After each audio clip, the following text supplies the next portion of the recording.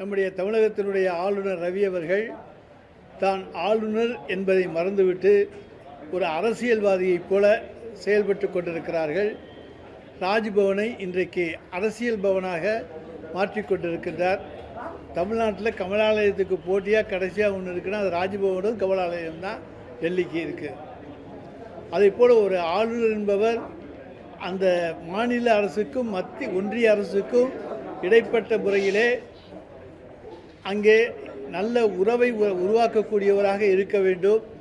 ஆனால் நம்முடைய ஆளுநருடைய நடவடிக்கைகள் என்பது ஒன்றிய அரசுக்கும் மாநில அரசுக்கும் உள்ள உறவை எந்தெந்த வகையிலெல்லாம் துண்டிக்கலாமோ அந்த வகையிலே துண்டிக்கின்ற வகையிலேயே அவருடைய நடவடிக்கைகள் எல்லாம் அமைந்திருக்கின்றன. இன்றைக்கு அவருடைய செயல்பாடுகளை பார்ப்போமேயானால் ஆன்லைன் ரம்மி அதனுடைய ஒரு பிராண்ட் அம்பாசிடர் போல, அதே போல் இன்றைக்கு நீட் தேர்வுகளுக்காக ஒரு பிஆர்ஓ போல இருந்தால் எப்படி நடவடிக்கைகள் இருக்குமோ அந்த நடவடிக்கைகளைத்தான் நம்முடைய ஆளுநர் அவர்கள் மேற்கொண்டிருக்கின்றார்கள். இன்றைக்கு இன்றைய தினம் காந்தி மண்டப வளாகத்திலே காலையிலே அவர் சொல்லுகிறார், காந்தி மண்டப வளாகத்தில் மது பாட்டில்கள் கண்டறியப்பட்டிருக்கிறது, அது காந்தி மண்டப வளாகத்துக்குள்ளேயே இருக்கிறது, மிகுந்த வருத்தம் அளிக்கிறது என்று சொல்லியிருக்கிறார். ஆளுநரோடு ஒரு கேமராமேன் போகிறார். அந்த ஆளுநருக்கும் கேமராமேனுக்கும் அந்த மது பாட்டில் தெரிந்திருக்கிறது. அது பாட்டில் இருக்கிறது, அதை மது பாட்டில் என்கின்றார். ஆனால் ஒரு மாநில அரசு எந்த அளவு இந்த இரவு நேரங்களிலே சென்னை மாநகரத்தை சுத்தம் செய்கின்ற பணியை மிகச் சிறப்போடு சென்னை மாநகராட்சி செய்து கொண்டிருக்கிறது. நம்முடைய காந்தி மண்டபம் அதே போல் அங்கே இருக்கக்கூடிய காமராஜர் நினைவிடம் போன்றவையெல்லாம் பகல் நேரங்களிலே அங்கே இருக்கக்கூடிய தொழிலாளர்களை வைத்துக்கொண்டு சுத்தம் செய்யப்படுவது வழக்கம்.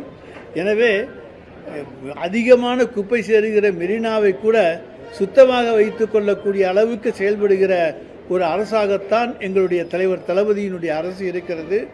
அந்த அளவுக்கு சுத்தத்துக்கு நாங்கள் முக்கியத்துவம் கொடுத்து கொண்டு தான் இருக்கிறோம். ஆனால் அதே நேரத்தில் அங்கே மதுபாட்டில் இருந்தது என்று சொன்னால் வீட்டில் நாம் வீட்டை பாதுகாப்போடு தான் வைத்து கொண்டிருக்கின்றோம்.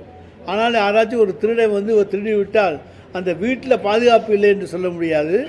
அதை ஏன் அந்த பாதுகாப்பு குறைவு என்று கண்டுபிடிக்க வேண்டுமே தவிர அதை விட்டு அங்கே பாதுகாப்பு குறைவு என்று சொல்லிக் கொண்டிருப்பதிலே பிரயோஜனம் கிடையாது. ஆனால் மேதகு ஆளுநர் அவர்கள் இன்றைக்கு காந்தி மண்டப வளாகத்திலே தான் மதுபாட்டில்களை பார்த்தது தனக்கு மிகுந்த வருத்தத்தை அளிக்கிறது என்று தன்னுடைய மன உளைச்சலை எல்லாம் அங்கே வெளிப்படுத்தி இருக்கின்றார். அவர் தெரியும் சூதாட்டமோ அதையும் காந்தி தடுத்துத்தான் இருக்கின்றார். ஆனால் பல சூதாட்டங்கள் இன்றைக்கு இந்தியா முழுவதும் நடந்து கொண்டிருக்கின்றது. எங்களுடைய மாண்புமிகு தமிழ்நாடு முதலமைச்சருடைய அரசு என்றைக்குமே மதுவிலக்கு வேண்டும் என்கின்றது, மதுவிலக்கு கொள்கைக்கு ஆதரவான அரசு.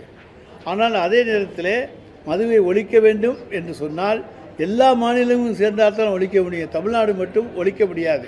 அதை ஒன்றிய அரசு தான் கையிலே எடுத்துக்கொள்ள வேண்டுமே தவிர மதுவை ஒழிப்பதற்கு தமிழ்நாடு அரசு கையிலே எடுத்துக்கொண்டால் முடியாது. ஆனால் ஒன்றிய அரசு எடுக்கின்ற நடவடிக்கைகளுக்கு அதிக அளவிலே முக்கியத்துவம் கொடுக்கின்ற முன்னுரிமை கொடுக்கின்ற முதலமைச்சராக எங்களுடைய மாண்புமிகு தமிழ்நாடு முதலமைச்சர் இருப்பார்கள். எங்களுக்கு தமிழகத்திலே மது இருக்க வேண்டும் என்கின்ற எண்ணம் ஒரு சிறிது கூட கிடையாது.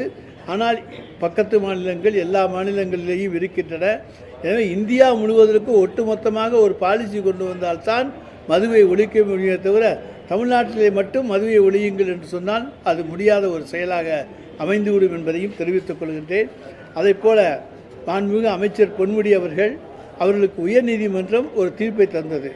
உடனே உச்ச நீதிமன்றத்துக்கு மேல்முறையீடு செய்து அந்த தீர்ப்பை நிறுத்தி வைத்தார். தீர்ப்பை நிறுத்தி வைத்த பிறகு மாண்புமிகு தமிழ்நாடு முதலமைச்சர் அவர்கள் அவரை அமைச்சரவையிலே சேர்த்து கொள்ள வேண்டும் என்று ஆளுநருக்கு சொன்னபொழுது அதை இழுத்தடித்தவர் தான் நம்முடைய ஆளுநர். அதனாலே உச்ச நீதிமன்றத்தில் சென்று குட்டுப்பட்டவர்.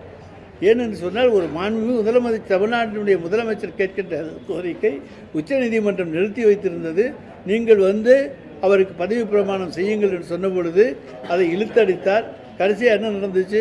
உச்ச நீதிமன்றமே இன்றைக்கு அவரை பதவி பிரமாணம் எடுக்கக்கூடிய அனுமதியை தந்திருக்கிறது. அந்த தண்டனைகள் நிறுத்தி வைக்கப்பட்டிருக்கின்றன என்பதை நாங்கள் தெரிவித்துக் கொள்கின்றோம். எனவே இன்றைக்கி எண்ணி துணிக என்ற தலைப்பிலே ராஜ்பவனில் இன்றைக்கு ஒரு கதா காலட்சேபத்தை அரங்கேற்றியிருக்கின்றார். எப்படி செய்தாலும் அதில் வந்து அறிவியலுக்கு முரண்பாடான கருத்துக்களை ஆளுநர் அரங்கேற்றம் செய்தாலும் சரி, நடைமுறைப்படுத்தினாலும் சரி, தமிழகத்தில் அது எடுபடாது. இது திராவிட பூமி. இங்கே இருக்கின்ற எல்லாருடைய உணர்வுகளும் ஒரே மாதிரியான உணர்வுகள் தான். எனவே அவர் எதிர்பார்க்கின்ற எதுவும் தமிழ்நாட்டிலே நடக்காது என்பதை நாங்கள் தெரிவித்துக் கொள்கிறோம்.